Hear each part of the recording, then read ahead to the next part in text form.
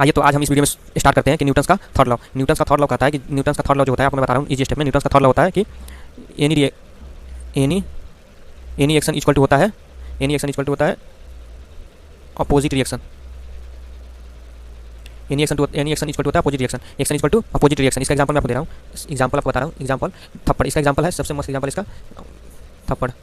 थप्पड़ कैसे होता है? जब आप किसी व्यक्ति को थप्पड़ लगाते हैं तो ये आपका एक्शन हो गया, और जब उस थप्पड़ के बाद जब उसका रिएक्शन आता है तो वही हो गया अपोजिट रिएक्शन। ये हो गया आपका न्यूटन्स का थर्ड लॉ। जब आप किसी व्यक्ति को एक थप्पड़ लगाते हैं तो ये आपका एक्शन हो गया, और जब उधर से उसका रिएक्शन आता है तो ये हो गया इक्वल टू न्यूटन्स का थर्ड लॉ हो गया। और देखिए मैं आपको और बताता हूँ एग्जांपल, जैसे हो गया बैलून।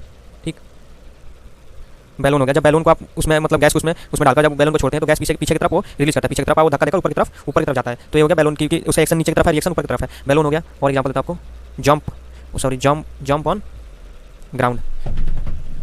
और आपको एक दो एग्जांपल बताता हूँ। जंप ऑन ग्राउंड क्या होता है? जो जंप ऑन ग्राउंड होता है, मान लीजिए कोई बच्चा अगर किसी ग्राउंड पे जंप लगाता है, ठीक है, तो जब वो जंप लगाता है तो अपने पैरों से वो जमीन को नीचे की तरफ धक्का देकर और ऊपर की तरफ उठता है। ठीक है, तो नीचे की तरफ जो धक्का देता है वो रिएक्शन हो गया। ठीक है, जो ऊपर की तरफ जाता है वो नीचे की तरफ धक्का देता है वो रिएक्शन हो गया, ऊपर की तरफ जाता है वो रिएक्शन हो गया। मान लीजिए जब बच्चा जमीन पे कूदता है, ठीक है, तो धरती उसको क्या धक्का देती है, उसको ऊपर की तरफ धक्का देती है, ऊपर की तरफ उठे, तो ये भी उसकी तरफ रिएक्शन करती है उल्टा। ठीक है, अपोजिट रिएक्शन। और जैसे मैं आपको देख लीजिए रॉकेट लॉन्चिंग, तो रॉकेट लॉन्च में जो होता है, रॉकेट लॉन्च में जो एग्जॉस्ट गैसेस होती है, एग्जॉस्ट गैसेस नीचे की तरफ निकलती है। ठीक है, एग्जॉस्ट गैसेस नीचे की तरफ निकलती है और ऊपर की तरफ ये उठता है। तो एग्जॉस्ट गैसेस जो नीचे की तरफ निकलती है तो इसका एक्शन हो गया, नीचे की तरफ एक्शन कर रहा है और ऊपर की तरफ इसका रिएक्शन है, ये ऊपर की तरफ जा रहा है मतलब ये रिएक्शन है। तो ठीक है, जो न्यूटन्स का थर्ड लॉ होता है, जो एनी एक्शन मतलब कोई भी एक्शन आप करते हैं तो उसका अपोजिट रिएक्शन आता है उसका, तो यही होता है न्यूटन्स का थर्ड लॉ। ऐसे ही शॉर्ट वीडियो देखने के लिए, 1 मिनट शॉर्ट वीडियो देखने के लिए चैनल को सब्सक्राइब जरूर करें।